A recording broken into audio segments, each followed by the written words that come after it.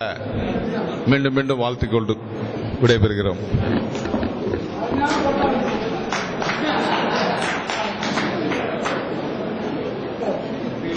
அனைவருக்கும் வணக்கம். ஒவ்வொரு ஜோதிடருடைய கடைசி இலக்கு பலன் சொல்றது.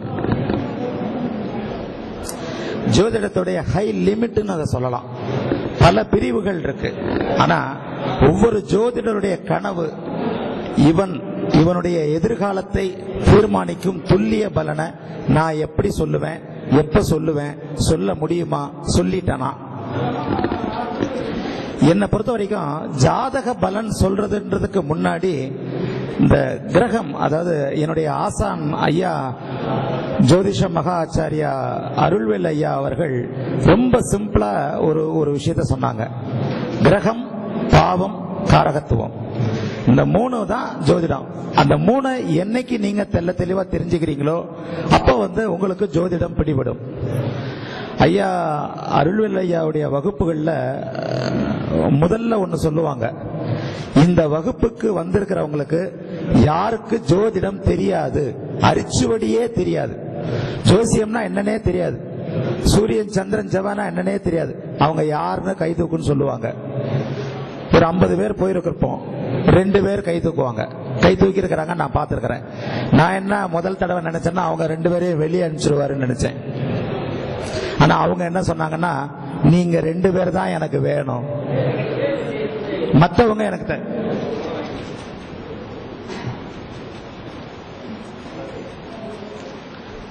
எனக்கு தேவையில்லை, நீங்க 2 பேர் தான் எனக்கு வேணும். ஜோதிடத்தில் ஒண்ணுமே தெரியாத உங்க 2 பேரை தான் என்னால முழுமையான ஜோதிடம் தான் ஆக்க முடியும். ஐயா மறந்துருக்கிறாங்களோ என்னமோ எனக்கு தெரியாது. நான் அவங்க வகுப்புல அட்டன் பண்ண போது நடந்த சம்பவம் இது. ஒரு 50 பேர்ல நாங்க 48 பேர் கம்னு இருந்தோம், 2 பேர் மட்டும் தான் கை தூக்குனாங்க. நான் பார்த்தேன், சரி இவங்க 2 பேரையும் வெளியே போன்னு சொல்லிட்டு போல தெரியுது அப்படின்னு நினைச்சேன். ஆனா அவங்களுக்கு தான் அவர் சொல்லி கொடுத்தார். இதுல அவர் ஒரு காரணம் சொன்னார், நீ தான் தெளிவா பிளைண்டா இருப்ப, குழம்பாம இருப்ப, உன்னைத்தான் நான் உருவாக்க முடியும்னார். அப்ப அந்த வார்த்தை புரியல. இது ஒரு 10 வருஷத்துக்கு முன்னாடியாவது நடந்திருக்கும். இப்ப புரியுது. பெரும்பாலான ஜோதிடர்களுக்கு இதுதான் நடக்குது, குழப்பம். அதை படிச்சு இதை படிச்சு, இதை படிச்சு அதை படிச்சு, சுத்தமான குழப்பம். இதை சொன்னா தப்பாயிடுமோ, அதை சொன்னா தப்பாயிடுமோ, இப்படி சொன்னா தப்பாயிடுமோ. ஒரு தெளிவு நிலைக்கு வருவதற்கு 30 வருஷம் ஆயிடுது. அதே நேரம் பிளைண்டா ஒண்ணுமே தெரியாம இருந்து ஒரு உண்மையான முழுமையான தெளிவான திறமையான ஆசான்ட்ட போனா 3 வருஷத்துல ஜோதிடம் பிடிபட்டுரும். பெரும்பாலான ஜோதிடர்கள் என்னை போலலாம் 30 வருஷம் கழிச்சு தான் ஓரளவுக்கு தெளிவானோம். இன்னும் கூட தெளிவாகல. கடுமையா சொல்ல போனா ஒவ்வொரு நாளும் ஜோதிடன் கற்றுக்கொண்டு இருக்கிறான். ஒவ்வொரு ஜாதகத்திலையும் அவன் கத்துக்கிட்டே இருக்கிறான். ஒவ்வொரு ஜோதிடமும் உங்களுக்கு ஒரு சூட்சுமத்தையும் நுணுக்கத்தையும் சொல்லும். ஒவ்வொரு ஜாதகமும் இந்த அமைப்புல பலன் சொல்லுவதற்கு தடுமாறுற விஷயங்கள் இந்த கிரக பலம், பாவம், காரகத்துவம், முக்கியமா சுபத்துவம், அசுபத்துவம். இதை நான் என்னுடைய கட்டுரைகள்ல ஓரளவுக்கு நான் தெளிவா விளக்கி இருக்கிறேன்னு நினைக்கிறேன். ஏன்னா இப்ப வந்திருக்கிற கேள்விகள் எல்லாமே ஜோதிடமா, ஏன்னா நம்ம ஜோதிடரா தான் இருக்கிறோம். ஜோதிட துறையில பிரகாசிக்க முடியுமா, ஜோதிடம் வருமா அப்படின்றதுனால இந்த முன்னுரையோட ஆரம்பிக்கிறேன். முதல்ல 9 கோள்கள் என்ன செய்யும் அப்படின்றத ஓரளவுக்கு தெரிஞ்சுக்கிறதும், அந்த 9 கோள்கள் எந்த நட்சத்திரத்தின் கால்கள்ல இருக்குன்னு தெரிஞ்சுக்கிறதும், அந்த 9 கோள்கள் எந்த வீட்டுக்கு அதிபதியா இருக்குன்னு தெரிஞ்சுக்கிறதும், அந்த வீடு என்ன பலனை செய்யும் என்று தெரிஞ்சுக்கிறதும், இதையெல்லாம் விட முக்கியமா அந்த பலனை செய்வதற்கு ரூலிங் பீரியட் என்று சொல்லக்கூடிய அந்த கிரகத்தின் ஆதிக்க தசை அமைப்புகள் வருகின்றதா என்றதை தெளிவாக சொல்லக்கூடியதும், ஞானிகள் சில விஷயங்கள்ல மறைமுகமான சூட்சுமமா சொன்ன திக்பலம் போன்ற விஷயங்களை தெரிஞ்சுக்கிறதும்.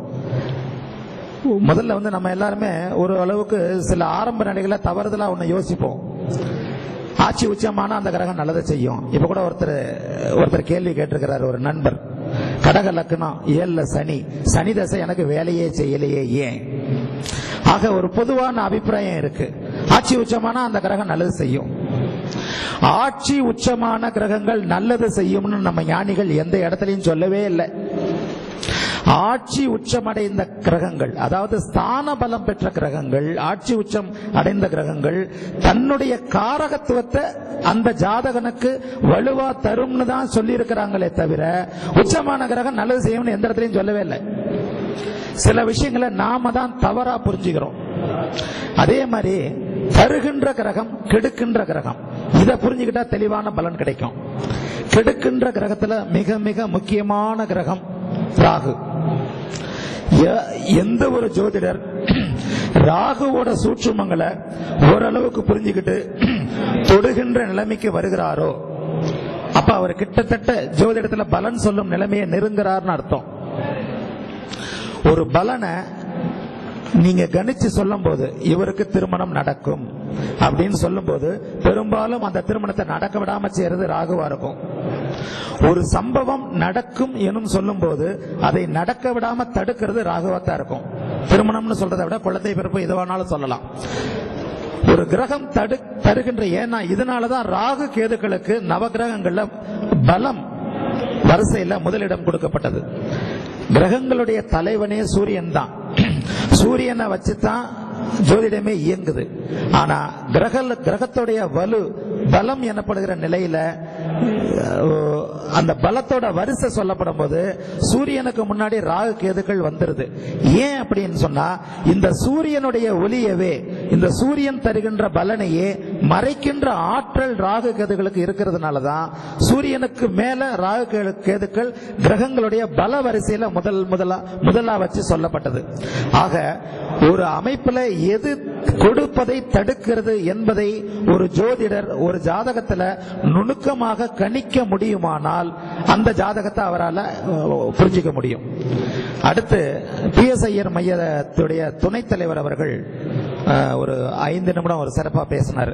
அதாவது 5 குடையவன் உச்சம், 9 குடையவன் உச்சம், லக்னாதிபதி உச்சம், இந்த மாதிரி அமைப்புகளை கொஞ்சம் சுருக்கமா சொன்னாலும் ஒரு சிறப்பா சொன்னார். அதாவது முக்கியமா ஒரு ஜாதகத்துல தலை எனப்படும் லக்னாதிபதி சில இடங்கள்ல நேரடியா வலுவிழந்தா நீசமா இருந்தா அந்த ஜாதகம் வலுவிழந்து போச்சுன்னு கணக்கு போடுறது தப்பு. நீசத்தை எப்பவுமே ஞானிகள் வலுவிழந்தது அப்படின்னு சொல்லவே இல்லை. நீச பங்க ராஜயோகம்னு தான் சொல்லியிருக்கிறாங்க. முறையான நீச பங்கம் என்பது ஒரு கிரகத்தை 100 மார்க் போட்டு எடுத்துக்கிட்டா உச்சம் 100ன்னு எடுத்துக்கிட்டு, மூலத்திரிகோணத்தை 80ன்னு எடுத்துக்கிட்டு, ஆட்சியை 20, நட்ப 40, சமம் 20, பகை 10, நீசம் 0 இப்படின்னு ஒரு தோராயமா மார்க் போட்டோம்னு சொன்னா முறையான நீச பங்கம் இவைகளுக்குள் அடங்காமல் 120 மார்க்ன்ற அமைப்பை பெறும். இதை பத்தி ஒரு கட்டுரை எழுதியிருக்கிறேன். அந்த கட்டுரையும் கொஞ்சம் என்னுடைய பிளாக்ல அதிகமா படிக்கப்படுற கட்டுரை, நீசபங்க ராஜயோகத்தை பத்தின சில உண்மைகள் அப்படின்ட்டு. பொதுவா ஒரு ஜோதிடர் தடுமாறுகிற இடம் நீசம். இந்த நீசமான கிரகம் உடனே டக்குன்னு நீசம் ஆயிடுச்சு, நீ அவ்வளவுதான் அப்படின்னு கணக்கு போட்டோம்னா அந்த கிரகம் உண்மையிலேயே அவருக்கு மிகப்பெரிய நல்லதை செய்யும். அப்படி அந்த பாவ கிரகங்கள் உச்சம் பெறது மனிதனுக்கு ஆகாத தீய காரகத்துவம், செயல்பாடுகள்னு சொல்லப்படுற தீய காரகத்துவங்களை மட்டுமே தரும். பாவ கிரகம் என்பது சுருக்கமா நான் ஏற்கனவே சொல்லியிருக்கிறேன், ஒளி இழந்த கிரகம். மனிதனுக்கு தேவையான ஒளிய, ஆக்க சக்திய, நல்ல விஷயங்களை தர முடியாத கிரகம்.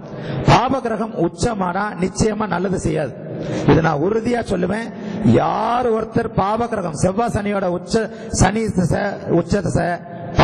சனி உச்சமாச்சு, இதுல இவர் கோடீஸ்வரர் ஆனாரு, செவ்வாய் உச்சமா இருக்கு இவர் கோடீஸ்வரர் ஆனாருன்னு சொன்னா நான் நிச்சயமா அதை மறுத்து அந்த உச்சமான கிரகம் எப்படி சுபத்துவம் ஆச்சுன்னு அதுல தெளிவா விளக்குவேன். என்னால எந்த ஒரு ஜாதகத்தை கூட, நீ எந்த பெரிய ஜாதகம் காட்டினீங்கன்னா கூட இதனால கண்டிப்பா சொல்ல முடியும். ஆட்சி உச்சம் பெற்ற பாவ கிரகங்கள் நல்லதே செய்யாது, ஆனா அது சுபத்துவம் பெறணும். அதாவது இந்த சில சூட்சும விஷயங்களை இந்த நூல்களை படிச்சுக்கிட்டு குழம்பாம டக்குன்னு புரியுற மாதிரியான ஒரு சில சம்பவங்களை புரிஞ்சுக்கிட்டீங்கன்னா பிடிபட்டுரும். சனி செவ்வாய் ஆட்சி உச்சம் ஆகி இருந்தா அது ஒரு சுப கிரகத்தோட சம்பந்தப்பட்டிருக்கணும். முக்கியமா பாவ கிரகங்கள் ஒளி இழந்த கிரகங்கள் என்பதால அது தன்னுடைய பக்கத்துல இருக்கிற சுப கிரகத்தால அது சுபத்துவம் அடைஞ்சா அந்த மனிதனுக்கு நல்லது செய்யும் தகுதியை பெறும். உதாரணமா, செவ்வாய்க்கு மிக அருகில் இருக்கிற கிரகம் சந்திரன், அதாவது ஒளியான கிரகம். சனி 7லும், சனி 7லும், சூரியன் செவ்வாய் 10லும் 4 விதமான அமைப்புல திக்பலம் சொல்லப்படுது. இந்த திக்பலம் ஏன் அப்படின்ட்டு ஆசான் ஜோதிட மகா ஆச்சாரியா ஐயா அருள்வேல் ஐயா அவர்கள் தன்னுடைய கிரகதத்துவ நூல்ல வெகு எளிமையா இந்த திக்பலத்தோட அமைப்பை படம் போட்டு காட்டியிருப்பார். கிரகதத்துவம் என்ற நூல்ல இந்த திக்பலம் எனப்படுவதற்குள்ள ஒரு மறைமுகமான சூட்சுமம் என்னன்னா, பாவகிரகம் ஆட்சி உச்சமாயி திக்பலம் ஆகக்கூடாது. பாபகிரகம் ஆட்சி உச்சமே ஆகக்கூடாதுன்னு தான் எழுதிக்கிட்டே இருக்கிறேன். அதுலயும் சில பேர் அப்படி கான்ட்ரவர்சி நேர்ல வந்து என்கிட்ட தர்க்கம் பண்ணவங்களுக்கு நேர்ல எளிமையா விளக்கி இருக்கிறேன். கம்முன்னு தான் அதை ஒரு கிளிக் கிடைச்சு அப்படியே போனவங்க தான் நிறைய பேர். நேர்ல வந்து கேட்டா கூட தர்க்கம் பண்ணா கூட பொறுமையெல்லாம் பதில் சொல்லியிருக்கிறேன். பாப கிரகங்கள் திக்பலம் மற்றும் பெற்றால், தசம அங்காரான் சொல்லப்படுவது 10ல் செவ்வாய் இருந்தால் என்று சொல்லப்படுவது, அதாவது இந்த விஷயத்துல அளவுக்கு மிஞ்சினா அமிர்தமும் நஞ்சுன்னு வந்துடணும். அதாவது ஒரு கிரகம் அதீத வலிமையும், அதிகம் என்பதற்கு அடுத்த ஸ்டேஜ் அதீதம், அதீத வலிமையும் ஒரு கிரகம் அடையவே கூடாது. ஏற்கனவே 10ல உச்சமா இருக்கிற செவ்வாய் திக்பலமும் அடைஞ்சா அவனை சுபத்துவம் அடையலனா கரெக்டா தலைவட்டி முனியனா தான் வைப்பார், ஒரு ரவுடி பயலா தான் வைப்பார். எப்பேற்பட்ட ஜாதகத்தை கொண்டு வந்தீங்கனாலும் அதை நான் கரெக்டா சொல்லுவேன். மிகப்பெரிய ரவுடி, கட்ட பஞ்சாயத்து, மிரட்டல், வழிப்பறி, கொள்ள, இதைத்தான் செவ்வாய் செய்ய வைப்பாரு தவிர அவர் சுபத்துவம் ஆனால் தான். அந்த சுபத்துவம் இப்ப நான் சொன்ன மாதிரி சந்திரனுக்கு 7ல், சில நிலைகள்ல 6ல கூட இருந்தா, அதாவது பூரண சந்திரனாக இருந்து 7ல டிகிரி வைஸ் பாத்தீங்கன்னா அதுக்கு தான் பாவங்கள் சொல்லப்படுது. அதாவது பார்வை எனப்படுவது 180 டிகிரியில தான், நேர் எதிரில தான். இந்த சில நேரங்கள்ல 6ல இருக்கிற சந்திரன் கூட செவ்வாயை புனிதப்படுத்துவார். அதாவது அதிக ஒளி இருக்கிற நேரத்துல அந்த ராசியோடைய முடிவு நிலையிலையும் எதிரில் இன்னொரு ராசியோட ஆரம்ப நிலையிலையும் சில நிலைகள்ல பாவத்துல இல்லாமலேயே டிகிரி வைஸ் பார்வை, சந்திரனோட பார்வை சூரியன் இது செவ்வாய்க்கு இருக்கும், பாவகிரகங்களுடைய பார்வைக்கு சுபகிரகங்கள்ல இருக்கும். அந்த மாதிரி நிலைமைகளுக்கு டிகிரிகளை இதை பத்தி நான் ஒரு ஆய்வு நூல் ஒண்ணு டிகிரி வைஸ் எழுதிக்கிட்டு இருக்கிறேன். கூடிய சீக்கிரம் பாவகிரகங்களின் சூட்சுமவள தேரின்ட்டு இப்ப நான் பேசின விஷயங்களை டிகிரி வைஸ் ஒவ்வொரு 360 டிகிரியிலையும், இந்த 360 டிகிரியில எந்தெந்த டிகிரியில எந்தெந்த நிலைகள்ல பாவகிரகங்கள் சூட்சுமவளவை அடைகிறது என்பதை வெகு விரைவில் என்னுடைய குருநாதர்கள் முன்னிலையில நான் வந்து ஒரு புத்தகமா வெளியிட இருக்கிறேன். அதனால இந்த ஆய்வோட இதைத்தான் சொல்றேன். இப்ப கேள்வி பதிலுக்கு வருவோம்.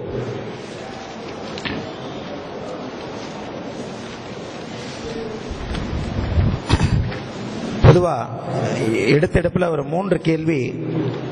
ஜோதிடம் ஆக முடியுமா? ஜோதிட தொழில் பிரகாசிக்குமா?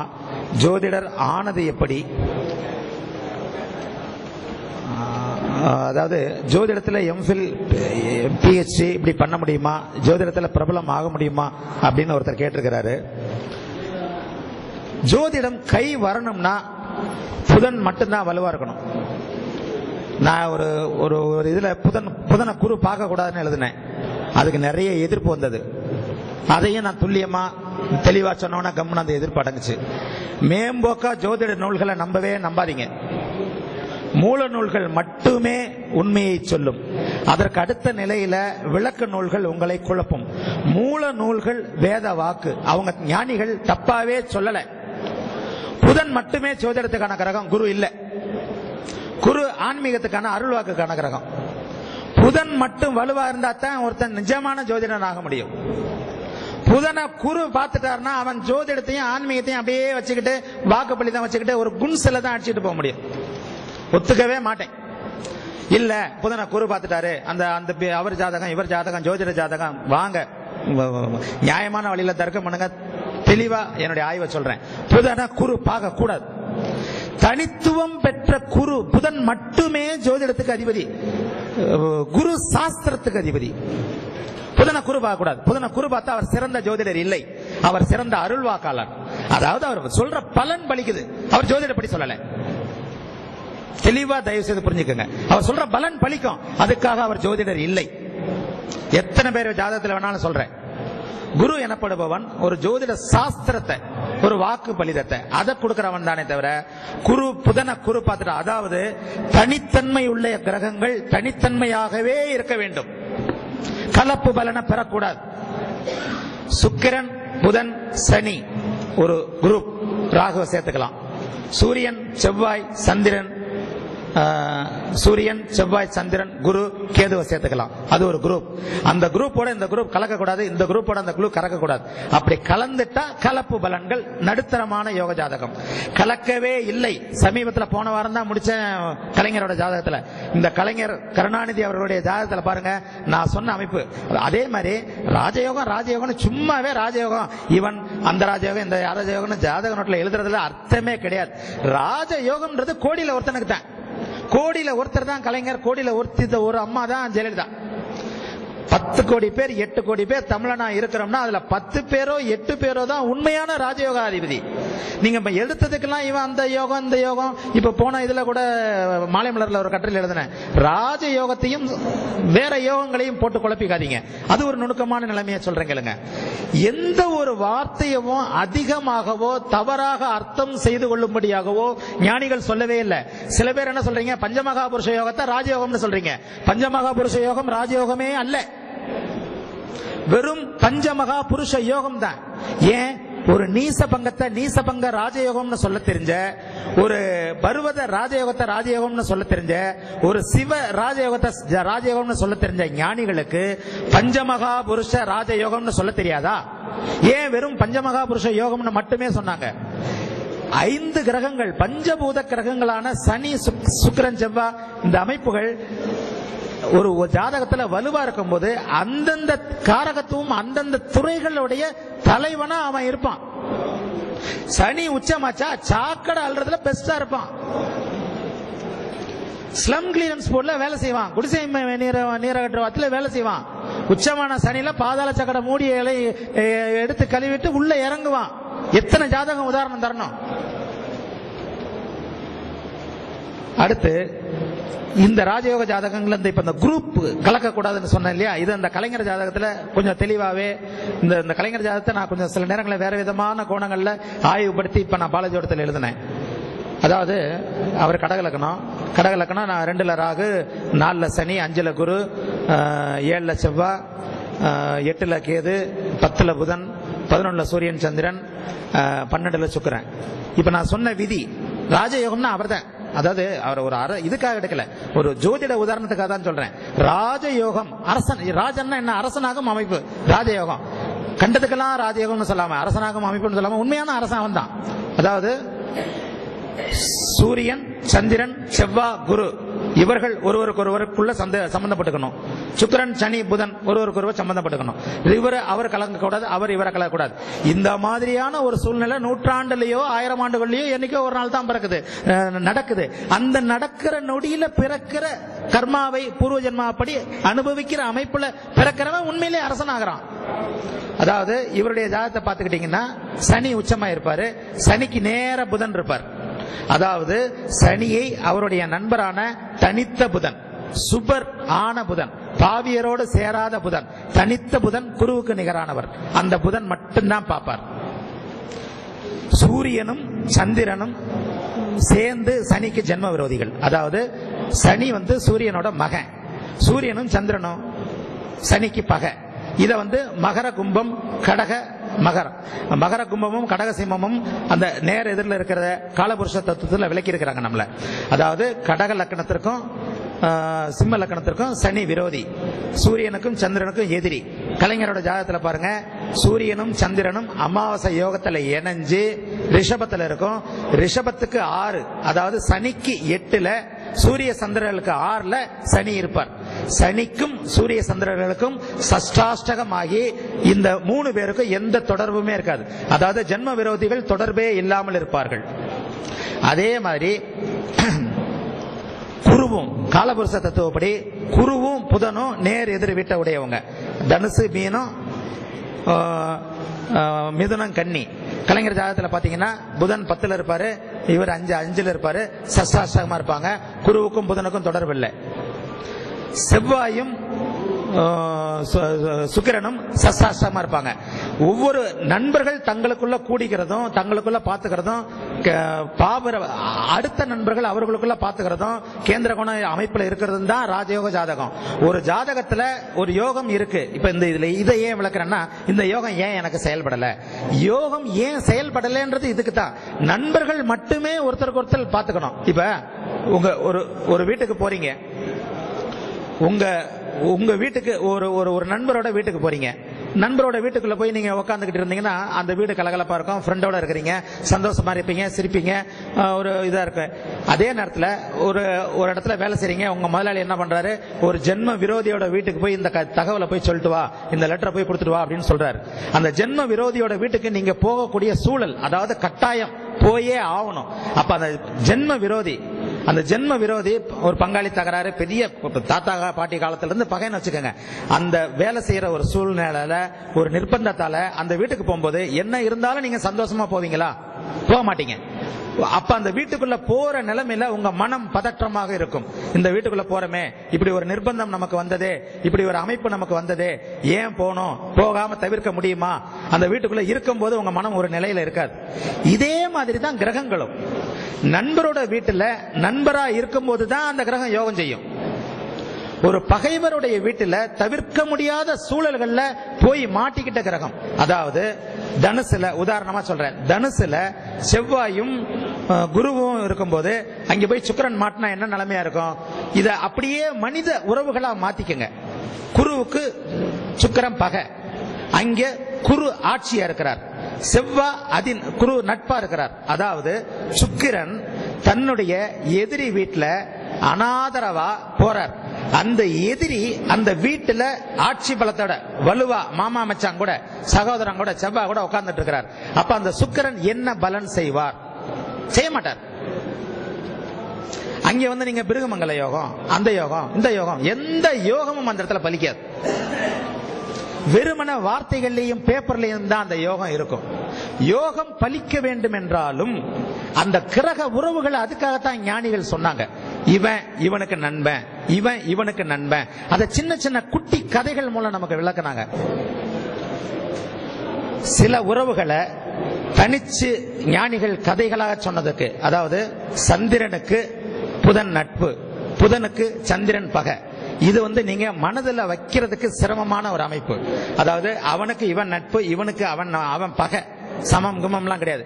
இப்படிப்பட்ட அமைப்புகளுக்காக தான் ஞானிகள் சின்ன சின்ன கதைகள் சொன்னாங்க. அதாவது சந்திரனோட கள்ள தொடர்பால பிறந்தவன் புதன். அதாவது ஒரு இரண்டாம் தாரத்து பையனோ, ஒரு முதல், அதாவது மனித உறவுகள்ல பாத்தீங்கன்னா, ஒருத்தன் வலிமையான ஒரு ஆள் தவறாக பிறந்திருந்தால் அவனை தாக்குற, அவனை நோகடிக்கிற முதல் ஆயுதம் உங்க அப்பன் பேர் என்னடா, முறை தவறி பிறந்தவன், உனக்கு என்னடா யோக்கியதை இருக்கு? ஒருத்தன் எவ்வளவு அந்தஸ்தாகவும் செல்வாக்காகவும் இருந்தாலும் ஒரு சபையில அவமானப்படுற இடம், தன்னுடைய தாயை திட்டுகிற இடம் இந்த ஒரு இடம் தான். ஒரு மனுஷன் தாயை வெறுக்கிற இடம், ஒரு மனுஷன் தாயை வெறுக்கிற இடம் இந்த இடம் தான். ஆக சந்திரனின் மகனாக புதனை உருவகப்படுத்தி தாயை புதன் வெறுப்பதாகவும், தாய் மகனை எப்போதும் வெறுப்பதில்லைன்னு கதை சொல்லப்பட்டு, சந்திரனுக்கு புதன் நட்பு, புதனுக்கு சந்திரன் பகைன்னு சொல்லப்பட்டது. இந்த மாதிரியான கிரக உறவுகளை பத்தின கதைகளை நீங்க புரிஞ்சுக்கிட்டீங்கன்னா பலன் துல்லியமாக சொல்ல முடியும். அடுத்து ஜோதிடர் ஆகணும்னு ஒரு 3-4 பேர் கேட்டுக்கிறாங்க. ஜோதிடர் ஆகிறதுக்கு புதன் வலுவா இருக்கணும், முக்கியமா சந்திர கேந்திரத்தில் இருக்கணும். சந்திரனுக்கு கேந்திரத்தில் இருக்கிற புதன் தான் வலுவான புதன். சந்திரனும் வலுவா இருக்கிறது, புதனும் வலுவா இருக்கிறது, மிகச்சிறந்த யோகம். சந்திர கேந்திரத்துல புதன் இருந்தா தான் ஜோதிடத்தை நீங்க முழுமையா, ஏதாவது ஒரு சப்ஜெக்ட், ஜோதிடம்ன்றது கடல், பஞ்சபட்சியோ வாஸ்துவோ கை ரேகையா இருக்கட்டும், ஒரு ஜாதக பலனா இருக்கட்டும், ஒரு முகூர்த்தம் கணிக்கிறதா இருக்கட்டும், எந்த ஒரு ஜோதிட பிரிவிலையும் ஏதேனும் ஒரு பிரிவுல நீங்க முழுமை பெற வேண்டும் என்றால் சந்திர கேந்திரத்துல கண்டிப்பா புதன் இருக்கணும். சந்திர கேந்திரத்துல புதன் இல்லாம ஜோதிடத்துல ஒருவர் முழுமை பெறுவது மிக மிக கஷ்டம். இந்த கேள்விக்கு, அதாவது ஜோதிட தொழில் பிரகாசிக்குமா அப்படின்ற ஒரு 4-5 கேள்வி. ஜோதிடர் ஆனது எப்படி அப்படின்னு சோழவன் தான் மதுரை எம் முருகேசன் கேட்டிருக்கிறாரு. எம் முருகேசன் சோழவன் தான், நான் எப்படி ஜோதிடர் ஆனேன்னு கேட்டிருக்கிறாரு.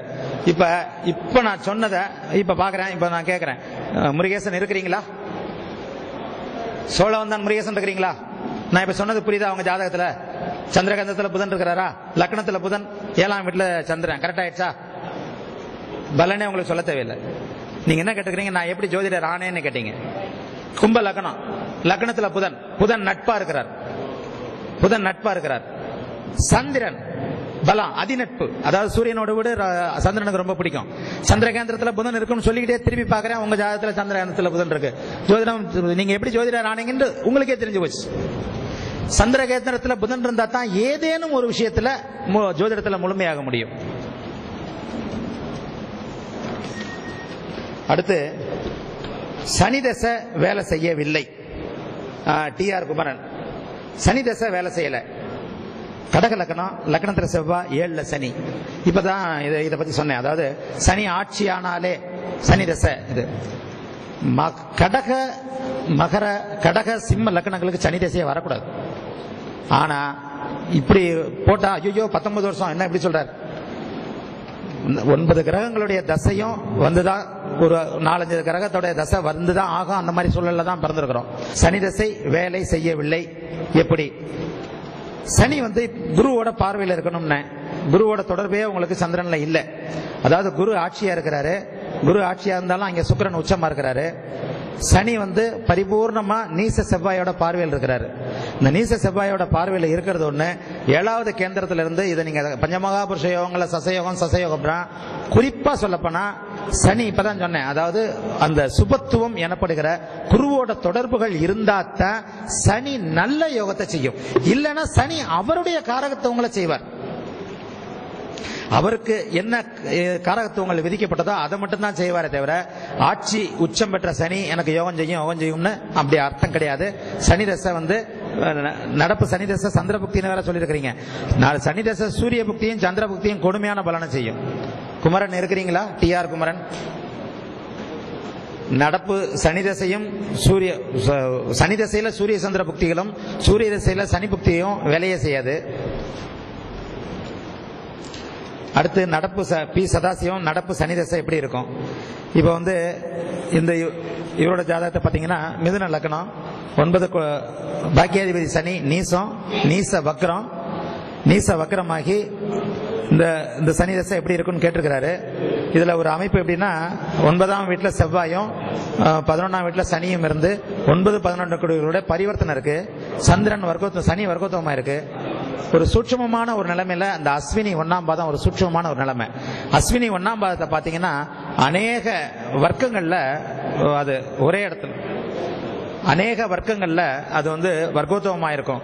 அதாவது அஸ்வினி 1ஆம் பாதத்துல இருக்கிற ஒரு கிரகம் ஒரு பலமா இருக்கும். வர்க்கோத்தமம், நவாம்சம், இது மற்ற கோபுராம்சம் எல்லா சக்கரங்கள்லயும் பெரும்பகுதி அதே இடங்கள்ல இருக்கும். இது ஒரு சூட்சமமான நிலைமை. அதே நேரத்தில் என்னுடைய தியரிப்படி சனி நீசமாகி குருவோட தொடர்பு கொள்றது மிகச்சிறந்த யோகம். சனி நீசமான சனி வக்ரமான உச்சமாயிடுறார். சனி அதிகமான சுபத்துவம் இல்லாத வலு பெற்றாலே சனியோடைய தீய காரகத்துவங்கள்லையும் உடல் உழைப்புலையும் தான் பலன் இருக்குமே தவிர உழைக்காமல் அதிர்ஷ்டத்தினால சனி பலன் தர மாட்டார். இன்னொன்னு, பரிவர்த்தனையான கிரகங்கள் தான் இருக்கும் வீட்டு பலனை செய்யாது. திசையில புக்தியில வேணா செய்யும். பரிவர்த்தனையான கிரகங்கள் இப்ப இவருக்கு 11ஆம் வீட்டு சனியா அது வேலை செய்யாது. பாக்கியாதிபதி சனியா தான் வேலை செய்யும். ஆனா சனி தசை நல்லா தான் இருக்கும். 9-11 கூடியவர்கள் பரிவர்த்தனையானதுனால பரிவர்த்தனையான கிரகங்கள் கண்டிப்பாக தசையில் தான் இருந்த வீட்டு பலனை செய்யாம பரிவர்த்தனையின் மூலமா எந்த வீட்டுல ஆட்சி ஆகுதோ அந்த வீட்டு பலனை தான் செய்யும். அதன்படி மிதுன லக்னம் கன்னி ராசி, ராசிக்கும் லக்னத்துக்கும் அவர் 5 கூடியவர் 9 கூடியவர்ன்றதுனால இந்த சனி தசை சதாசிவம் அவர்களுக்கு நல்லதையே செய்யும். திருமணம் சம்பந்தமாக சில கேள்விகள் வந்திருக்கு. இந்த திருமணம்ன்றத நான் போன திருப்பூர்லயோ இதுலயோ கூட ஒன்று சொன்னேன். ஒரு சம்பவம் எப்ப நடக்கும்னு கணிக்கிறதுக்கு முன்னாடி அந்த சம்பவம் நடந்தால் என்ன விளைவு ஏற்படுமோ அந்த விளைவு எப்போது நடக்கும் என்று கணித்து பலன் சொல்லும் போது பலன் துல்லியமா இருக்கும். இது பாரம்பரிய ஜோதிடத்துல ஒரு சூட்சமான விதி. அதாவது இதை எளிமையா சொல்லுவாங்க. அப்பா இழுத்துக்கிட்டு இருக்கிறாரா, அவனுக்கு கர்மம் செய்யற பலன் வந்துருச்சா பாருன்னுவாங்க. அப்பா இழுத்துக்கிட்டு இருக்கிறாருன்னா அப்பா எப்ப போறாரு அப்படின்றத கணிக்காம அதுக்கு கர்மம் பண்ற பலன் பிள்ளைக்கு வந்துருச்சா பார். இதைத்தான் நான் சொல்றேன். திருமணம் எப்ப நடக்கும்ன்றத கணிக்கும் போது முதல்ல உங்களுக்கு, ஏன்னா முதல்ல அப்பா வாவாங்களா அம்மா வாவாங்களான்ற அமைப்பை பார்த்துடணும். அப்படி பார்த்தா கல்யாணம் எப்ப ஆகுன்றத சும்மா கரெக்டாவே சொல்லிடலாம். ஏன்னா ஒரு 90-95% அமைப்புல ஒரு உலக பொது முறையில திருமணமாகி 1 வருடம் 1.5 வருஷத்துக்குள்ள அவங்க தாய் தகப்பன் ஆயிடுவாங்க. அப்ப அப்பாவாகணும்னா அப்பாவுக்கு ஆகிற குரு 9ஆம் அதிபதி குரு, இந்த மாதிரியான அமைப்பு. குரு அடுத்த குரு புக்தி வருது, ராகு அதுக்கு முன்னாடி நடக்குது, ராகு சுக்கரனோட சம்பந்தப்பட்டிருக்கு. 2வது திருமணம் தாம்பத்திய சுகத்துக்காக செய்யப்படுது. தாம்பத்திய சுகம் இவருக்கு கிடைக்குமா? தாம்பத்திய சுகத்தின் மூலமாக அடுத்த 1 வருஷத்துல பெரும்பகுதி பேருக்கு குழந்தை பிறந்ததுனால அடுத்த 1 வருஷத்துல தகப்பன் ஆவானா அப்படின்ற அமைப்பு துல்லியமா இருந்ததுன்னா உள்ளுக்குள்ள அந்தரத்துக்குள்ள போயிட்டு 2, 7, 11ஆம் பாவங்களை கனெக்ட் பண்ணி பார்த்துட்டாலே குடும்பாதிபதி ஆவானா, திருமணம் நடக்குமா, தாம்பத்திய சுகத்தை தருகின்ற சுக்கிரனோட சம்பந்தம் அந்த இடத்துல இருக்குதா, அடுத்து 1 வருடம் கழிச்சு குருவோட அமைப்பு புத்திரன் பெறுவானா அப்படின்றத சொன்னாலே துல்லியமாக ஒரு 2-3 மாசம், ஒரு கிட்டத்தட்ட இந்த மாசம் ஆவணி மாசம் தை மாசம் கல்யாணம் ஆகும்னு துல்லியமாவே சொல்ல முடியும். இதுல டீட்டெயில்கள் இல்லை. அப்புறம் இன்னொன்னு, வாக்கிய பஞ்சாங்கம், திருக்கணித பஞ்சாங்கம். இதுல சில விஷயங்களை காலையில பேசியிருந்தா கான்ட்ரவர்சி. ஐயா ஜோதிடபான ஐயா அவர்கள் சீசுவரனை ஐயா வாக்கியம்தான் கரெக்ட்னுவாங்க. என்னை பொறுத்த வரைக்கும் நான் கேள்வி பதில்களில் திருக்கணிதப்படி தான் எழுதிட்டு வர்றேன். இதுல பேசிக்கா ஒன்னு சொல்லிடுறேன். வாக்கியம் சரியா திருக்கணிதம் சரியா, இந்த கேள்வியே தப்பு. திருக்கணிதம் தான் சரின்னு சொன்னதுக்கு எங்க அப்பா அடிச்ச அடி என் கண்ணா இதை நினைச்சா இப்பவும் வலிக்குது. என்னுடைய தகப்பனார் வாக்கியம் தான் பார்த்தார். ஒரே அந்த சொன்னதுக்கு ஒரே அடிதான் கணத்துல, காது அப்படியே ஜவ்வு கிழிஞ்சிருச்சு. பெரிய இவரு நான் ரொம்ப இதா திட்டினார். அதே மாதிரி ஒரு 4 வருஷத்துக்கு முன்னாடி வாக்கியம் சரியா திருக்கணிதம் சரியா அப்படின்ட்டு இந்த சனிப்பயிற்சிக்கு முந்தின சனிப்பயிற்சியில வேலூர் தன்வந்திரி பீடத்துல ஐயா ஜோதிடபான அதிர்ஷ்டம் சுப்பிரமணிய ஐயா கிட்ட கேள்வி கேட்கும்போது இந்த கேள்விக்கு ஆதித்ய குருஜி பதில் சொல்லுவார். மைக்கை என்கிட்ட கொடுத்துட்டார். அது ஒரு தர்ம சங்கடமான நிலைமை. ஏன்னா அவரு வாக்கியம் தான் எழுதுவார், நான் திருக்கணிதம் தான் சொல்லுவேன். வாக்கியம் திருக்கணிதம் தவறுன்னு சொல்ற வார்த்தை சுத்த தப்பு. திருக்கணிதத்தை மறுப்பவர்கள் தனது தந்தையை மறுப்பவர்கள், வாக்கியத்தை மறுப்பவர்கள் தனது தந்தையை மறுப்பவர்கள். அதாவது வாக்கியம் இல்லாம திருக்கணிதம் வந்தல்ல. அதனால வாக்கியம் பொய், வாக்கியம் தப்பு அப்படின்ற வார்த்தையை சொல்லக்கூடாது. வாக்கியத்தின் அடுத்த திருத்தப்பட்ட வடிவம் தான் திருக்கணிதத்தை சொல்லலாம். எப்படி என்னுடைய தகப்பன் இருக்கிறதுனால தான் நாம் பிறந்தானோ அது மாதிரி வாக்கியம் இருந்ததுனால தான் திருக்கணிதம் வந்தது. ஆனா பெரும்பாலான நிலைகள்ல திருக்கணிதம் தான் சரி, திருக்கணிதம் மட்டுமே சரி. இதை எந்த இடத்துலயும் ஆணித்தரமா நான் சொல்லுவேன், திருக்கணிதம் மட்டும்தான் சரி. வாக்கியம் தப்புன்றதை விட அது வாக்கியம் இது, அதாவது வாக்கியம் பொய்ன்னு சொல்லக்கூடாது, வாக்கியம் தப்புன்னு சொல்லுவேன், வாக்கியம் பொய்ன்னு சொல்ல மாட்டேன். வாக்கியம் இல்லாம திருக்கணிதம் வந்தல்ல, ஆனா திருக்கணிதம் தான் சரி. துல்லியமான பலன் சொல்வதற்கு திருக்கணிதம் தான்.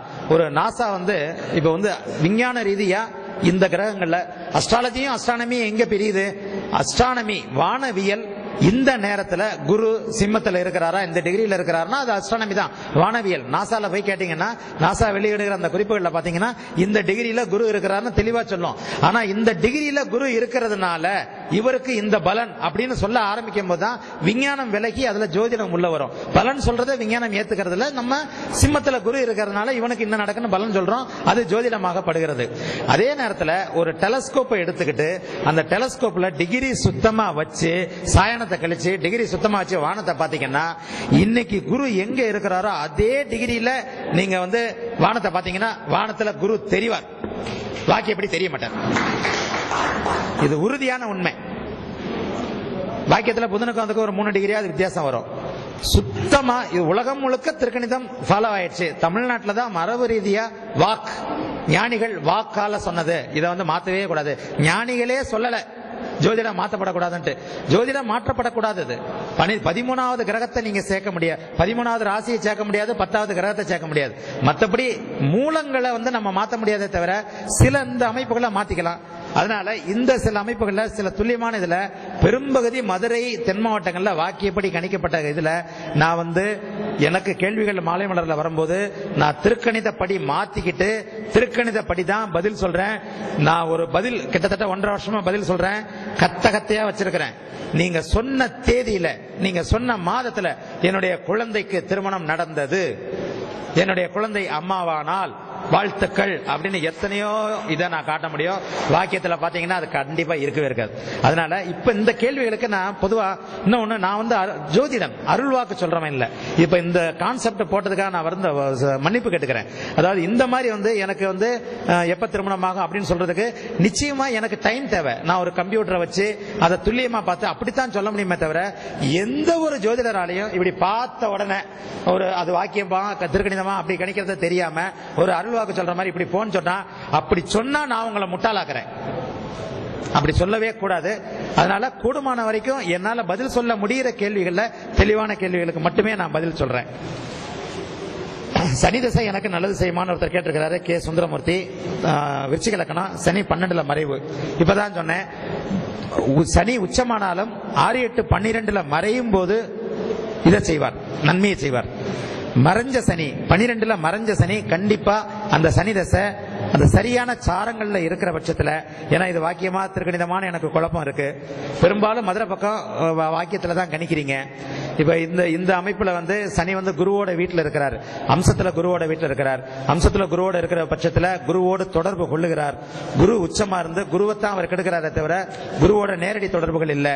ஆனாலும் சனி 12ல இருக்கும்போது வெளிநாடு சம்பந்தமான 12ஆம் வீட்டுக்குரிய சம்பந்தமான சனியோடைய 4ஆம் இடம் 3ஆம் இடம் வீடு வாகனம் இது சம்பந்தமான நன்மைகளை சனி கண்டிப்பாக செய்வார். மறைந்த சனி உச்சமானதுனால நல்லது செய்வார். திருமணம் எப்போது அப்படின்ட்டு மூர்த்தி அப்படின்னு ஒருத்தர் கொஞ்சம் 1977 அப்படின்னா கிட்டத்தட்ட 39, 38 வயசு ஆச்சு. 38 வயசு ஆனவரே கேட்கிறாரு. இதுல இந்த திருமணம் எப்போதுன்றதுல அந்த 38 வயசுக்கு உள்ள ஒரு அமைப்பை நான் சொல்லிடுறேன். இப்ப இவருடைய இதை பத்தி நான் நிறைய எழுதியிருக்கிறனால இவருடைய ஜாதகம் கொஞ்சம் வித்தியாசமான ஜாதகம் தான். மகர லக்னம், மகர லக்னமாகி மகர லக்னம் கும்பராசி, 2ல சந்திரன், 3ல கேது, 6ல குரு, 7ல நீச செவ்வாய், 8ல சனி, 9ல சுக்கிரனும் ராகுவும், 10ல சூரியனும் புதனும். இந்த ஜாதகம் மூர்த்தி இருக்கிறீங்களா? இந்த ஜாதகப்படி இருக்கிறாரா? எனக்கு லைட் வெளிச்சத்து தெரியல. சரி. இந்த ஜாதகப்படி மகர லக்னம் கும்பராசி, லக்னத்துக்கு 7ல செவ்வாய், அதாவது நீச செவ்வாய். இந்த நீச செவ்வாயை பத்தி இப்பதான் சொன்னேன். இவர் நீச செவ்வாய் கிடையாது. அதாவது செவ்வாய்க்கு 6ல, செவ்வாய்க்கு 8ல சஷ்டாஷ்டமா சந்திரன் இருக்கிறார். சந்திரன் இப்ப நான் சொன்ன சூட்சுமவளு இந்த செவ்வாய் எப்போது புனிதப்படுகிறார் அப்படின்ற அமைப்புக்கு இந்த ஜாதகம் ஒரு உதாரணம். சில விஷயங்களை கேட்டா அவர் கரெக்டா சொல்லுவார். அதாவது இவருக்கு வளர்பிறை சந்திரனாகி, அதாவது பௌர்ணமியை நோக்கி போய்கிட்டு இருக்கிற சூரியனுக்கு 5ஆம் வீட்டுல இன்னும் ஒரு 2 வீடு போயிட்டாருன்னா பௌர்ணமி ஆயிடுவார். சூரியனுக்கு 5வது திரிகோணத்துல சுபச்சந்திரனா, ஆனா அவருக்கு சனி பார்வருக்கு ஒளி கொஞ்சம் குறையுது. இந்த சஷ்டாஷ்டக அமைப்புல 7ஆம் வீட்டுல செவ்வாய் இல்லைன்னா கூட இந்த சந்திரன் செவ்வாயை புனிதப்படுத்துவார். இங்கே இவருக்கு ஆகாத பாதகாதிபதி செவ்வாய் புனிதப்பட்டிருக்கிறார். அது தவறான நிலைமை. இன்னொன்னு, லக்னத்திற்கு 7ல செவ்வாய், லக்னத்திற்கு 8ல சனி, ராசிக்கு 7ல செவ்வாய், ராசிக்கு 8ல சனி. இது ஒரு கடுமையான அமைப்பு. இதுல கொஞ்சம் சில கிரகங்கள் புனிதப்படலைன்னா இது ஒட்டுமொத்தமா பாருங்க. ராசிக்கு 7ல சனி இருக்கு, லக்னத்துக்கு 7ல செவ்வாய் இருக்கு. அந்த லக்னத்துக்கு 7ல செவ்வாய் நீசமா இருந்தா கூட பரவாயில்ல, ஆனா நீசமானது கொஞ்சம் வலிமையா இருக்கு.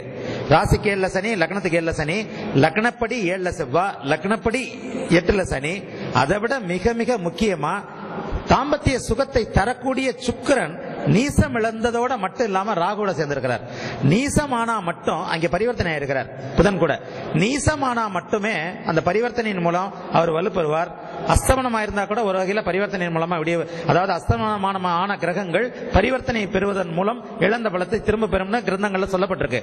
ஆனா ராகுவோட சேர்ற கிரகங்களுக்கு இதே கிடையாது. அந்த அந்த அந்த சூட்சும அமைப்பே கிடையாது. ராகுன்றது ஒரு மாறாத ஒரு இந்த அமைப்பு. அப்ப இங்க சுக்கிரனோட ராகு சேர்ந்ததுனால சுக்கிரன் தாம்பத்திய சுகத்தை தருகின்ற வலிமையை இழந்தார். இப்ப இவரோட தசாபக்தி எப்பன்னு தெரியல.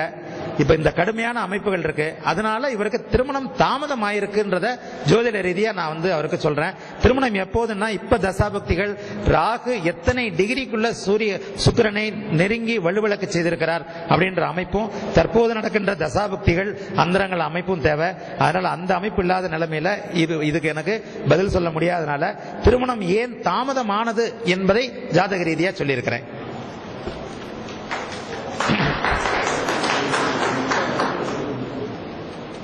சொந்த வீடு எப்போது அமையன்னு ஒருத்தர் கேட்டிருக்கிறாரு. சொந்த வீடுக்கு முழுக்க முழுக்க காரகத்துவம் 4ஆம் பாவத்தை விட சுக்கிரன் தான். பொதுவா ஒரு பலன் சுக்கிரன் சுபத்துவமாகி சுக்கிர புக்தியோ தசையோ நடக்கும்போது நிச்சயமா சொந்த வீடு அமையும். அவர் சுக்கிரன் யோக காரகரா இருந்தாலும் இல்லாவிட்டாலும் சில நிலைகள்ல சுப கிரகங்கள் தன்னுடைய காரகத்துவங்களை கொடுத்தே தீரும். அதாவது தனுசு லக்னத்துக்கு சுக்கிரன் 4ஆம் இடத்துல உச்சமானா, நான் அடிக்கடி எழுதுறேன், அதாவது 6க்குடையவன் லக்னாதிபதியோட வலுவடைய கூடாது. எல்லாரும் ஏமாற இடம் இதுதான். சுக்கிரன் உச்சமா இருப்பாரு, சுக்கிரன் உச்சமா இருந்தா எனக்கு வரல. தனுசு லக்னத்துக்கு சுக்கிரன் உச்சமா கூடாது. தனுசு லக்னத்துக்கோ அதாவது ஜென்ம விரோதிகள் என்று வகைப்படுத்தப்பட்டவர்கள், ஜென்ம விரோதிகள் என்று 6ஆம் அதிபதியாக ஆக்கப்பட்டவர், 6ஆம் அதிபதியாக வர்றவங்க ஒரு ஜாதகத்துல லக்னாதிபதியை விட ஜென்ம விரோதியான 6ஆம் பாவாதிபதி நிச்சயமா வலுவடைய கூடாது. அப்படி வலுவடைஞ்சா அது நல்ல ஜாதகம் இல்ல. அப்படி வலுவடைஞ்சு அந்த 6ஆம் பாவத்துடைய தசை வரும்போது கடுமையான கெடுபலன்களை தாங்க முடியாத அவஸ்தைகளை ஜாதகர் நிச்சயமாக அனுபவிப்பார். ஒரு ஜாதகத்துல லக்னம் என்பது உங்களை குறிக்குது, 6ஆம் இடம்ன்றது எதிரியை குறிக்குது. உங்களுக்கு எதிரியான நீங்கள் வலுவிழந்து எதிரி வலுவாக கூடாது. இது ஈஸியான, அதுதான் இந்த கிரகத்தை உறவுகளா நீங்களா கற்பனை பண்ணி கொண்டு வந்துட்டீங்கன்னா பலனை ஈஸியா கொண்டு வந்துடலாம். எந்த ஒரு ஜாதகத்திலும் 6-8 கூடியவர்கள் லக்னாதிபதியை விட வலுவாக கூடாது. இது ஒரு மிக மிக மிக மிக முக்கியமான சூட்சமம். லக்னாதிபதி தலை, லக்னாதிபதி வலுவிழந்த நிலைமையில 6க்கு அதிபதி தசை வலுவாகி நடந்தா, உதாரணமா சிம்ம லக்னத்துக்கு சூரியன் நீசமாகி 3ஆம் இடத்துல சூரியன் வலுவிழந்து 6ஆம் வீட்டுல சனி, 7ஆம் வீட்டுல இல்ல 6ஆம் வீட்டுல சனி ஆட்சியாகி சனி தசை நடந்தா கடுமையான கெடுபலன்கள் இருக்கும். சரி, அப்ப கெடுபலன் நடக்கலையே, எப்படி? சூரியன் நீசமாகி இருக்க மாட்டார். அதாவது சூரியன் அவர் ஐப்பசி 20ஆம் தேதிக்கு மேல பிறந்திருப்பார். அடுத்த சூட்சும நிலைமையை சொல்றேன். ஏன்னா பரமநீச பாகைன்றது துலாத்துல 20 டிகிரி வரைக்கும் தான். 21வது டிகிரி மேல போக போக போக போக சூரியன் நீச நிலைமை நீங்குவார். ஐப்பசி மாசம் 25ஆம் தேதி பிறந்தவனுக்கு சூரியன் நீசமே இல்ல. ஆனா நீங்க இந்த நிலைமையை கணக்கெடுக்காம அவனுக்கு சூரியன் நீசம் அப்பன் சரியில்லைன்னு எடுத்தீங்கன்னா அவன் அப்பன் ஒரு பெரிய அந்தஸ்துல இருப்பான். எல்லா வகையிலும் சூட்சுமங்கள் நீங்க மேலோட்டமா பாக்குறதுக்கு இது ஒரு சாதாரண, நான் பேஸ்புக்ல எழுதின மாதிரி ஜோதிடத்தை எளிமையாக்குறேன் அப்படின்னு ஒருத்தர் சொல்லும் போது எழுதிருந்தேன். தியேட்டருக்கு இடையில கிடைக்கிற பாப்கார்னையா ஜோதிடம்னு கேட்டிருந்தேன். அந்த அளவுக்கு நீங்க எளிமையாகவே முடியாது. ஜோதிடம் எளிமையாக்கப்படவே முடியாது. சில நிலைகள்ல சில வெறித்தனமான ஈடுபாடுகள்ல தான் உங்களுக்கு பிடிபடும். 6ஆம் அதிபதி வலுவடைய கூடாது. 6ஆம் அதிபதிக்கு வலுவடையும் நிலையில லக்னாதிபதி நீசமாக கூடாது. சரி, இப்ப இந்த லக்னாதிபதி நீசமாயிட்டாரு. லக்னாதிபதி நீசமாயிட்டாருன்னா அதுக்குள்ள பரமநீச பாகைன்னு ஒண்ணு வருது. அப்ப இதெல்லாம் ஒரு ஜாதகத்தை பார்க்கும்போது அப்படியே ஏறணும் ஆட்டோமேட்டிக்கா. அப்படியே அவர் எங்க இருக்கிறார்? 3ஆம் இடத்துல இருக்கிறாரா? நீசமா இருக்கிறாரா? உண்மையிலேயே நீசமாக இருக்கிறாரா? 20 டிகிரிக்கு அப்பால இருக்கிறாரா? 20 டிகிரிக்கு பின்னாடி இருக்கிறாரா? ஐப்பசி மாசம் 26ஆம் தேதி பிறந்திருக்கிறாரா? 26 டிகிரி தள்ளி வந்தார். சூரியன் நீசமே இல்லை. அதை விட மிதுனத்துல நின்று பாக்குறாரா குரு? மிதுனத்துல நின்று பாக்குற குருவுக்கு உண்மையிலேயே பார்வை இருக்கா? அல்லது மேஷத்துல இருக்கும்போது குரு இன்னும் வலிமை அடைவார். மேஷத்துல இருந்து குரு, ஏன்னா செவ்வாயோட அதிநட்பு வீடு. மிதுனத்துல இருக்கிற குருவை விட மேஷத்துல இருக்கிற குருவுக்கு பார்வை அதிகம். ஏன்னா அவர் சொந்த வீட்டுல, அதாவது நண்பரோட வீட்டுல வயிறு ஃபுல்லா பிரியாணியை சாப்பிட்டுட்டு வெத்தலை பாக்க போட்டுக்கிட்டு எதிரில் வர்றவனை நீங்க பாக்குறது எப்படி? நீங்களே பலியாடு மாதிரி எதிரி வீட்டுல இந்த வடிவேல் ஒரு படத்துல தூக்கி ஆட்டோல தூக்கி போட்டு போய் உதப்பாங்களே, அது மாதிரி 10 பேர்ட்ட உத வாங்கிட்டு இப்படி நின்னுகிட்டு டேய் பாடுறா அப்படின்ற போது இப்படி பாத்தீங்கன்னா எப்படி? பார்வையுடைய தத்துவத்தை கண்டிப்பாக புரிஞ்சுக்கிட்டா தான் நீங்க ஜோதிடர் ஆக முடியும். மிதுனத்தில் இருக்கும் குருவுக்கு எத்தனை பார்வை? அந்த மிதுனத்தில் இருக்கிற பார்வை குரு உண்மையிலேயே பார்க்கிறாரா? யாரு கூட சேர்ந்து இருக்கிறார்? அவர் எடுப்புல குரு பார்வை இருக்கு. இதுக்காக தான் சில விஷயங்கள் எல்லாம் சொல்லப்பட்டது நமக்கு. அதாவது ஒரு ஜோதிடர் 18 வயசுல தன் மகன் இறந்து போவான் என்று கணித்து, ஆனால் அந்த மகன் இறக்க மாட்டான், குருவோட பார்வை இருக்கு, அந்த குருவோட பார்வை இருக்கனால நம்ம மகன் இறக்க மாட்டான் அப்படின்னு அவர் நம்பிக்கையா இருந்த நிலைமையில 18 வயசுல அந்த மகன் இறந்து போகும்போது இறந்துட்டான் அப்படின்ற போது ஜோதிடமே பொய்யின் அந்த ஜோதிடர் தான் படித்த ஜோதிட சோதி எல்லாம் மகனோட சிதையில போட போய், அப்ப நாரதர் அவர் கையை பிடிச்சு, ஏன்பா போடுற, ஜோசியமே பொய், குரு பார்வை இருக்கும் போது என் புள்ள பிழைச்சிருக்கணும், ஏன் என் புள்ள செத்தான், அப்ப ஜோசியம் பொய் அப்படின்ற போது ஜோதிடம் பொய்யல்ல, பார்க்கும் குருவு, அதாவது கிரகத்தோட நித்திய அவஸ்தைகள். இந்த தாம்பூல கிரக அவஸ்தை என்ற ஒரு சப்ஜெக்ட் இருக்கு. அதாவது கிரகத்தோட நித்திய கர்மா. ஒரு கிரகம் குளிக்குது, ஒரு கிரகம் போஜனம் பண்ணுது. தாம்பூலம் தரித்தல் கூட ஒரு கிரகத்தோட ஒரு நித்திய கர்மான்னு சொல்லப்படுது. அந்த நித்திய அவஸ்தையில கிரகம் இந்த இப்ப குரு பாக்குறாருன்னு சொல்றியே, கிரகத்தோட நித்திய அவஸ்தைகள்ல நித்திய கர்மாக்கள்ல குரு என்ன நிலைமையில் இருக்கிறார்னு பார்த்தியா? அப்ப அந்த ஜோதிடர் பார்க்கும் பொழுது குரு தூங்கி கொண்டிருக்கிறார். தூங்கி கொண்டிருக்கும் குருவுக்கு எப்படி பார்வை இருக்கும்? இந்த மாதிரியான சூட்சுமங்கள் 9 ஒரு சூட்சுமத்தை எடுத்துட்டீங்கன்னா இன்னொன்னு அடுக்கிக்கிட்டே போறதுதான் இந்த அடுக்கல்கள். இப்ப நான் இந்த இடத்துல நின்று உங்ககிட்ட பேசிட்டு இருக்கேன், நீங்க அந்த இடத்துல இருந்து கேட்டுக்கிட்டு இருக்கிறீங்க. இப்ப என்றேனும் ஒரு நாள் இதுல உள்ள சில பேர் இங்க வந்து எங்களுக்கு தகுதி புத்தி சொல்லக்கூடிய அளவுக்கு நிச்சயமாக உங்களாலும் வர முடியும். எப்படி வர முடியும்? புதனுடைய உங்க ஜாதகத்துல உங்களுடைய புதனுடைய வலுவை வச்சு வர முடியும். அதற்குத்தான் சில சூட்சும நிலைகள்ல புதன குரு பார்க்க கூடாது. அதாவது ஒவ்வொரு கிரகத்துக்கும் இருக்கின்ற தனிப்பட்ட நிலைமைகளை, கிரக சேர்க்கை, யோகம் என்பது சேர்க்கை இணைவு, கிரக சேர்க்கை, கிரக வலு, இதுகளை வச்சுதான் ஜோதிடம். எப்ப ஒரு கிரகம் எங்க சேர்கிறது, எங்க பார்க்கிறது, எப்படி சேர்கிறது, எங்க பார்க்கிறது, நண்பரோட வீட்டில் இருக்கதா, நண்பரோட கூடியிருக்கதா, எதிரியோட கூடியிருக்கதா, பார்க்கிறதா இல்லையா, இதையெல்லாம் எப்போது உங்களுக்கு தனித்துவமா ஜோதிடத்தை படிக்கவே படிக்காதீங்க. மூல நூல்களை தவிர்த்து விளக்க உரைகள் குழப்பற நூல்களை படிக்காம இப்ப நான் சொன்ன மாதிரி எளிமையான முறைகள்ல நண்பர்கள், கிரக வலுக்கள், கிரக உறவுகள், இந்த மாதிரி, அதாவது இப்ப நான் சொன்ன மாதிரி எதிரியோட வீட்டில் இருக்கிறாரா, எதிரி கூட இருக்கிறாரா, எதிரி நண்பரோட இருக்கிறாரா, அதாவது சில ராஜயோக ஜாதகங்களை பாத்தீங்கன்னா நண்பர்கள் மட்டுமே கூடியிருப்பார்கள். ஒரு அதாவது சந்திரன் தனுசு எடுத்துக்கிட்டீங்கன்னா குரு செவ்வாய் சந்திரன் 3 பேரும் தனுசுல இருப்பாங்க.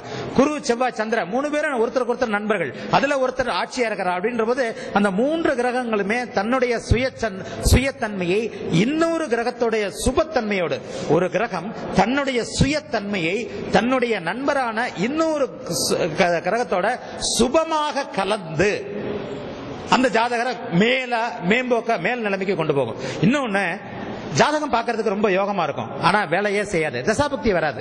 அந்த கான்செப்ட் அதுக்கு அடுத்தது. ஜாதகம் யோகமாக இருந்தாலும் ரூலிங் பிளான், அந்த யோகத்தை தருகின்ற கிரகத்தோட ஆளுமை எனப்படுகிற அந்த கிரக தசை வரணும். ஒரு மகர கும்ப லக்னங்கள்ல பிறந்தவன், அந்த ரிஷபதுலா லக்னங்கள்ல பிறந்தவனுக்கு சனி புதன் சுக்கிரன் அந்த திசைகள் வந்தா தான் அவன் யோகவான். 60-70 வயசுக்கு மேல அந்த அவனுடைய நட்பு திசைகள் வந்தா அந்த ஜாதகம் யோக ஜாதகம் இல்லை. அது வந்து ஒரு சராசரியான நிலைகள்ல இருக்கிறதுக்காகவே இந்த பூமியில அனுமதிக்கப்பட்ட ஒரு ஜீவன். எல்லா நிலைகளும் ஒரு ஜாதகத்துல மிக அருமையாக பொருந்த வேண்டும். ஜாதகம் யோகமாக இருக்க வேண்டும். அந்த யோகங்களை தரக்கூடிய தசைகள் வர வேண்டும். தசைகளில் மட்டுமே ஒரு கிரகம் தன்னுடைய தனித்துவமான வேலையை செய்யும், புக்திகள்ல வேலை செய்யாது. தசை நாதன் மட்டுமே தலைவன். புக்திநாதன் யோகம் தரும் நிலைமையில இருந்தாலும் அந்த தசாநாதனுக்கு கட்டுப்பட்டவன் என்பதால் புக்திகளில் யோகம் வேலை செய்யாது. ராஜயோகம் தசையில தான் வேலை செய்யும், புக்தியில வேலை செய்யாது. தசாநாதன் என்பவனே எந்த விதமான இரக்கமும் இன்றி அந்த ஜாதகத்தின் அமைப்பை தன்னுடைய காரகத்துவத்தை தன்னுடைய தசை வருடங்களில் துல்லியமாக கொடுக்க கடமைப்பட்டவன். அந்த தசாநாதனை லக்னாதிபதி கூட கட்டுப்படுத்த முடியாது. லக்னாதிபதி உச்சமாக இருந்தாலும் லக்னாதிபதியோட தசை வரணும், லக்னாதிபதியோட நண்பர்களுடைய தசை வரணும். லக்னாதிபதி உச்சமா மேம்போக்க பாத்தீங்கன்னா ராஜயோக ஜாதகமா தெரியும். ஜாதகர் ஒரு நடுத்தர நிலைமையிலேயோ சில நிலைகள்ல கீழான நிலைமைகளே இருப்பார். கண்டிப்பா அந்த இப்ப நான் சொன்ன சனி புதன் சுக்கிரன், சூரியன் சந்திரன் செவ்வாய், இந்த சூரியன் சந்திரன் செவ்வாய் குரு இந்த லக்னங்கள்ல பிறந்த ஒருத்தருக்கு பாத்தீங்கன்னா ராஜயோக அமைப்புல பாத்தீங்கன்னா ஒரு விருச்சிக லக்னத்துல பிறந்தவர் அப்படியே மக நட்சத்திரத்துல பிறந்திருந்தாருன்னா 25 வயசு வரைக்கும் சுக்கிரதசை நடக்கும். ஒரு சாதாரண விபரம் தெரிஞ்சு 25 வயசுக்கு மேல தர்மகர்மாதிபதிகளான சூரியன் சந்திரன் செவ்வாய் ராகு குரு இப்படி யோகத்தை அனுபவிச்சுட்டு போவார். யோகங்களை அனுபவிக்க வேண்டும் என்றால் அந்த தசை கண்டிப்பாக ஜாதகம் ராஜயோகமாக இருந்தாலும் வரணும். சொந்த வீடு எப்ப அமைகின்ற இதுக்கு சுக்கிரன் எதிரி அமைப்புகளா இருந்தாலும் காரகத்துவ முறையில அந்த தர வேண்டிய அமைப்பு. அடுத்து இன்னொன்று 9 கிரகங்கள்லயும் இந்த உபசய ஸ்தானங்கள்னு சொல்லப்படுற 3, 6, 10, 11 இதுல வந்து பெரும்பாலான நாட்கள் 3, 6, 10, 11 வலுவோட இருந்தா எதிரி கிரகங்கள் யோகங்களை செய்யும்னு தான் சொல்லியிருப்பாங்க. அதை இன்னும் நான் துல்லியமாக்கி சொல்றேன். 3, 6, 10, 11 எதிரி கிரகங்கள் நட்பு வலுவுடன் இருந்தா மட்டுமே யோகத்தை செய்யும். அதுக்கு இப்ப நான் சொன்ன ஒரு உதாரணமா, உங்களுக்கு ஜென்ம விரோதிக்கு ஒரு நல்லது செய்ய உங்க முதலாளி சொன்னாலும் நீங்க கண்டிப்பா முழு மனசோட நன்மை செய்ய மாட்டீங்க. எப்படியாவது அவனுக்கு ஒரு இன்ட்டு வச்சு அவனுக்கு கெடுதல் செய்யணும்னு தான் பாப்பீங்க. இது உலக இயல்பு, மனித இயல்பு. கிரகங்களை மனித வடிவமாக்கியதும் நம்ம புரிஞ்சுக்கணுன்றதுக்காகத்தான். அதாவது ஒரு நன்மை செய்ய அமைப்புல இருக்கிற கிரகம் கூட ஆட்சியா இருந்தா எதிரி லக்னங்களுக்கு நன்மை செய்யாது. 3, 6, 10, 11 நட்பா இருந்தா கூட நன்மை செய்யாது. 3, 6, 10, 11 3, 6, 10, 11 ஆட்சியா இருந்தா நன்மை செய்யாது. 3, 6, 10, 11 நட்பு வலுவா மட்டுமே இருக்கணும். உதாரணமா சொல்ல போனா, ஒரு எந்த ஒரு ஜாதகத்துக்கும் பாருங்க, ஜாதகத்தோட எதிரி கிரகங்கள் 3, 6, 10, 11 நட்பாகவோ ஆட்சியாகவோ வருவாங்க. இது உபசயஸ்தானம்னு சொல்லுவோம். இதுல 3, 11, 10 இந்த அமைப்புகள்ல நட்பா அந்த கிரக திசைகள் வந்தா சில அந்த லக்ன சுபர்களுடைய தொடர்பு கொள்ற நேரத்துல கண்டிப்பா மறைமுகமான வழிகள்ல முணங்கிக்கிட்டே யோகங்களை செய்யும். ஆனா ஆட்சியாகவோ உச்சமாகவோ இந்த 3, 6, 10, 11 இருந்தா கடுமையான கெடுபலனை செய்யும். இதுவும் ஒரு சூட்சுமமான நிலைமை. சரி, போறோம், இத்தோட போறோம் நினைக்கிறேன். இந்த வாய்ப்புக்கு நன்றி கூறி இவ்வளவு தூரம் பொறுமையா இருந்து நிகழ்ச்சிகளை பார்த்து இதை கேட்ட அனைவருக்கும் என்னுடைய மனமார்ந்த நன்றிகளை தெரிவிச்சுக்கிறேன். நன்றி, வணக்கம்.